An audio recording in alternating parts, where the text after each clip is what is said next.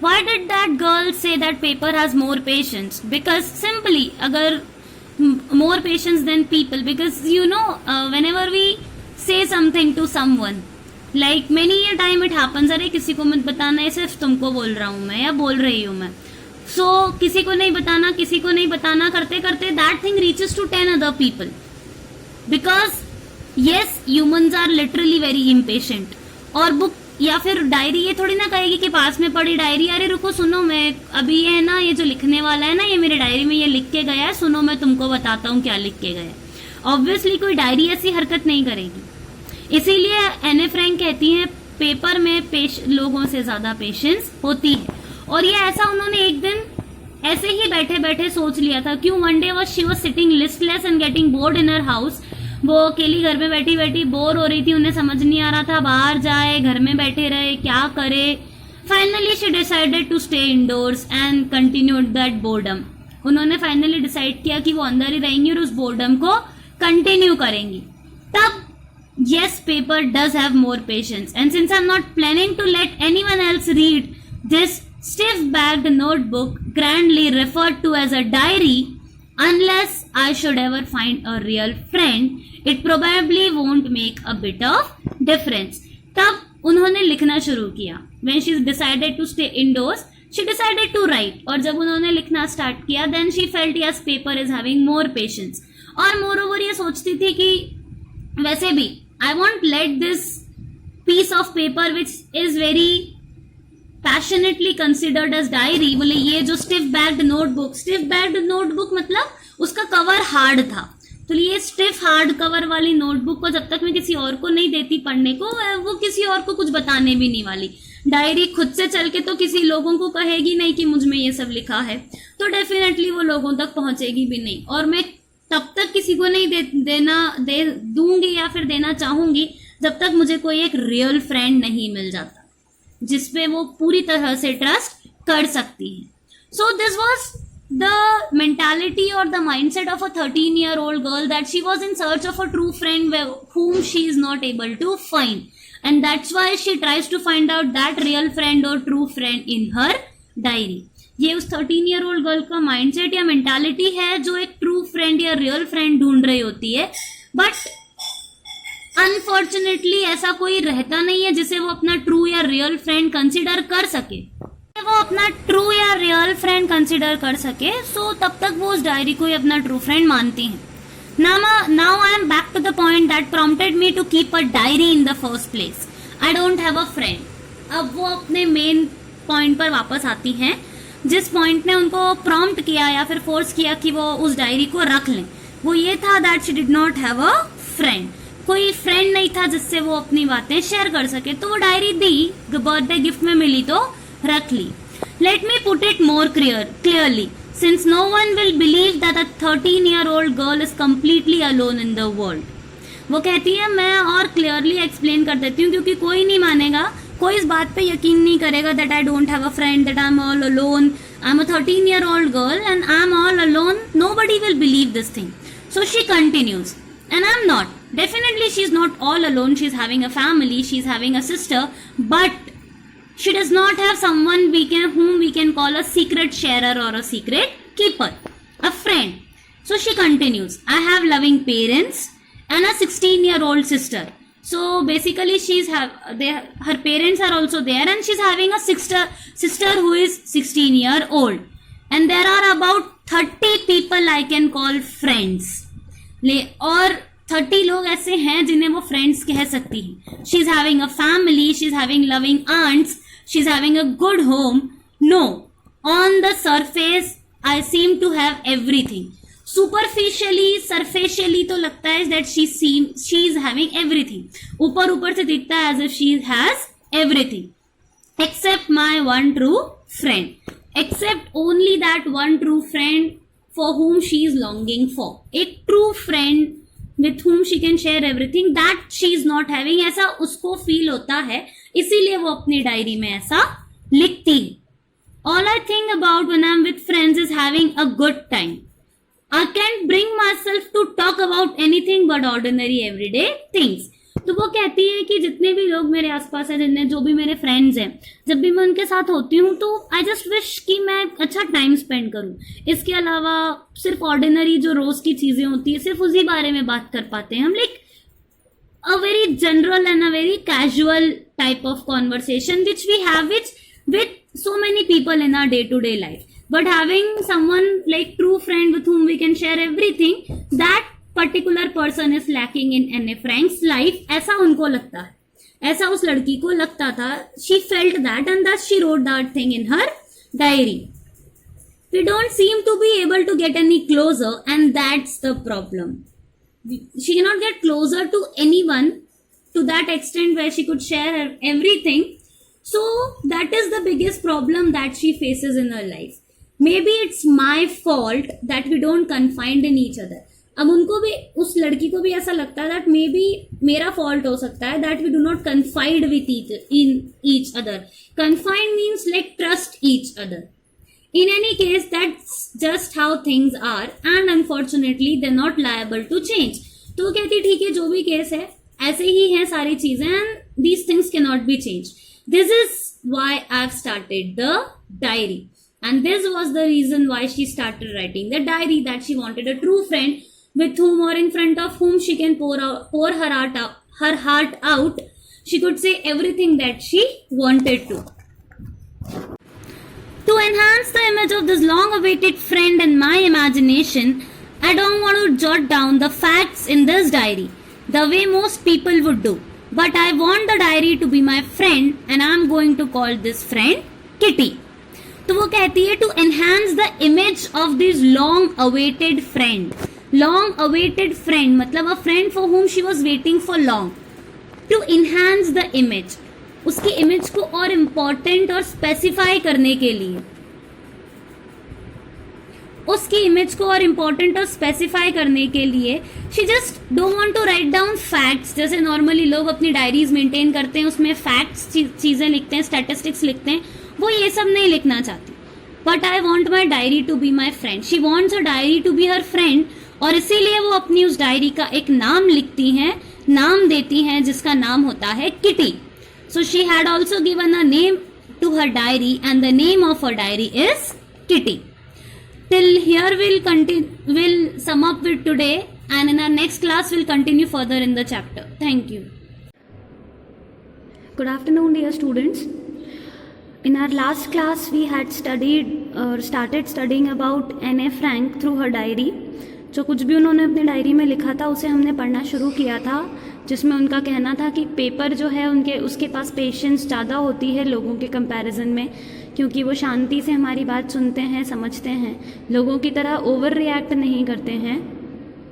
और उसके बाद वो कई सारी चीज़ें लिखती हैं कि किसी को एक 13 साल की लड़की की डायरी में क्यों इंटरेस्ट होगा और क्या इंटरेस्ट होगा और क्या क्या मतलब निकलेगा उस 13 साल की लड़की की डायरी को पढ़ने का, और ये बहुत सारी चीज़ें जो हैं वो अपनी उस डायरी में मेंशन करती हैं.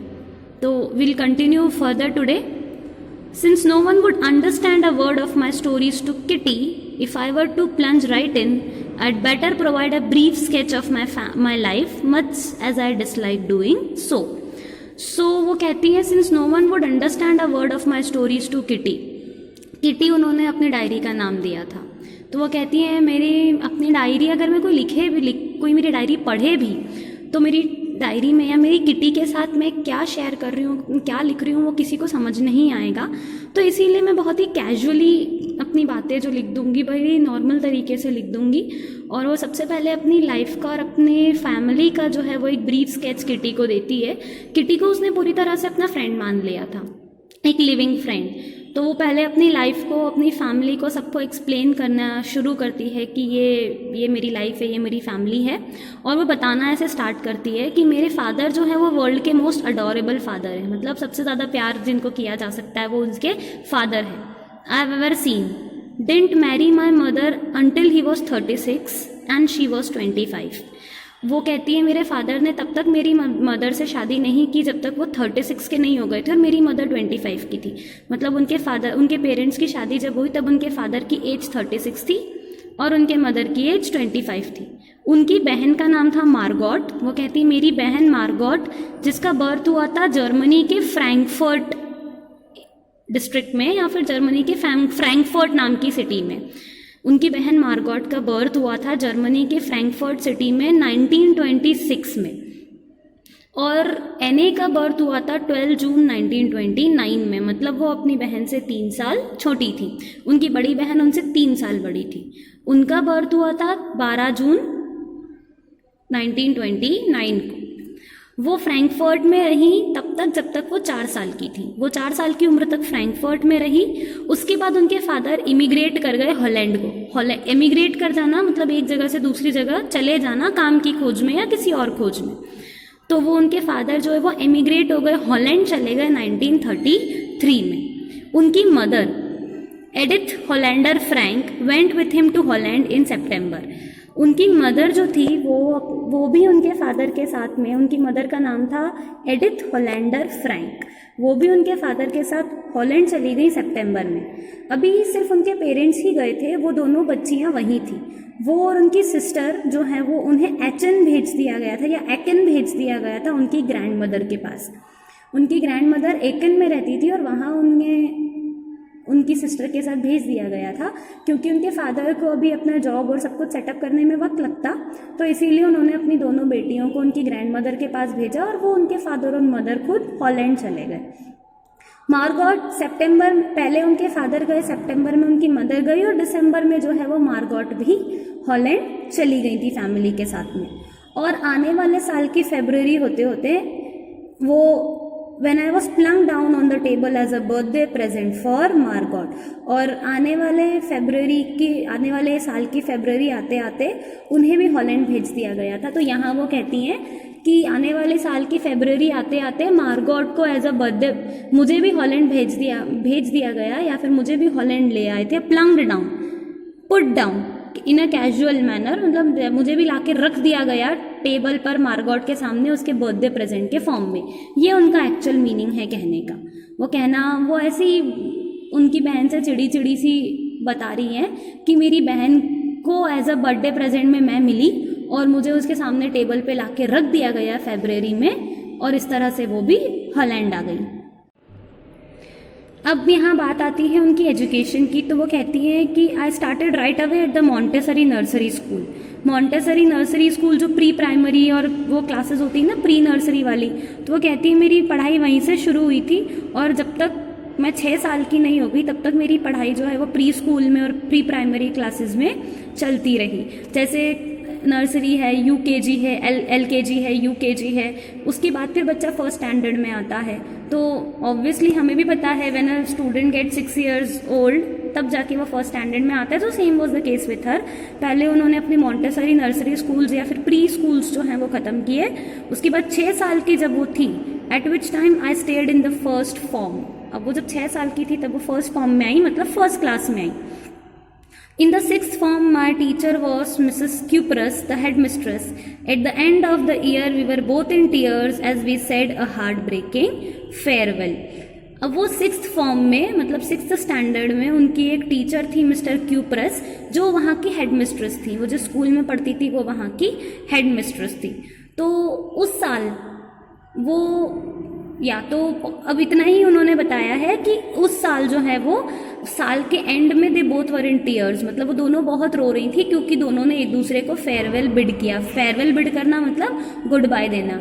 अब ये हो सकता है कि या तो उनकी टीचर का रिटायरमेंट हो गया था और वो चली गई हो, या फिर ये भी हो सकता है कि उनका स्कूल जो है वो चेंज हो गया हो, या उनका स्कूल स्विच कर दिया गया हो यहाँ से, या उनका स्कूल वहाँ से चेंज हो गया हो। इस वजह से भी पॉसिबिलिटी है कि वो उन्हें वहाँ पर अपने टीचर को छोड़कर जाना पड़ा। तो उस साल 6th स्टैंडर्ड में उनकी जो टीचर थी वो उनसे बहुत ज़्यादा अटैच थी, हेडमिस्ट्रेस थी वो वहाँ की। और जब 6th स्टैंडर्ड में उन दोनों ने एक दूसरे को फेयरवेल बिड किया, गुड बाय बोला, सो वो दोनों बहुत ज़्यादा रो रहे थे। अब बात आती है उनकी ग्रैंड मदर की। ग्रैंड मदर समर 1941 जो ईयर था उसके समर सीजन में उनकी ग्रैंड मदर की तबीयत जो है वो बहुत ज़्यादा ख़राब हो गई। उनको एक ऑपरेशन बियर करना पड़ा, उनका एक ऑपरेशन होना था, और इसीलिए अब ऑब्वियसली जून में बर्थडे आता है, समर सीजन में ही होता है, तो उसी सीज़न में उनकी ग्रैंड मदर की तबीयत ख़राब थी और वो हॉस्पिटलाइज थी, उनका ऑपरेशन था। इसी रीज़न से उनका बर्थडे जो उस साल जो बर्थडे था उनका 1941 वाला, वो बड़ा ही साधारण छोटे मोटे सेलिब्रेशन के साथ में निकल गया। ऑब्वियसली फैमिली में अगर इतनी सीरियस कंडीशन में कोई एजेड पर्सन है तो कोई सेलिब्रेशन नहीं, बच्चे का भी करने का मन नहीं होता है, तो उनका उस साल का बर्थडे सेलिब्रेशन तो ऐसे ही छोटा मोटा निकल गया। उसके बाद 1942 के जनवरी में उनकी ग्रैंड मदर की डेथ हो गई। No one knows how often I think of her and still love her. अब वो यहाँ ये मेंशन करती हैं कि उनकी किसी को नहीं पता कि वो अपनी ग्रैंड मदर को कितना याद करती हैं और अभी भी उनसे कितना प्यार करती हैं। तो इससे पता चलता है कि वो जब अपने ग्रैंड मदर के पास एकन में रही थी अपने पेरेंट्स के पास जाने से पहले, तब वो अपनी ग्रैंड मदर से कितना ज़्यादा अटैच हो गई थी, एक अटैचमेंट हो गया था, एक कनेक्शन हो गया था उनका उनकी ग्रैंड मदर के साथ। तो वो बताती हैं कि लोगों को शायद पता नहीं है, किसी को इतना ज़्यादा पता नहीं है या कोई भी नहीं जानता कि मैं आज भी उनको बहुत याद करती हूँ और उनसे बहुत ज़्यादा प्यार करती हूँ। This birthday celebration in 1942 was intended to make up for the other and grandma's candle was lit along with the rest. अब 1942 में जो उनका बर्थडे सेलिब्रेशन था, मतलब अब उन्होंने इस बर्थडे की अब बात आ गई है जिस बर्थडे पे उनको ये डायरी मिली है, जिस पे उसे उन्होंने डायरी लिखना स्टार्ट किया है 12 जून 1942 से।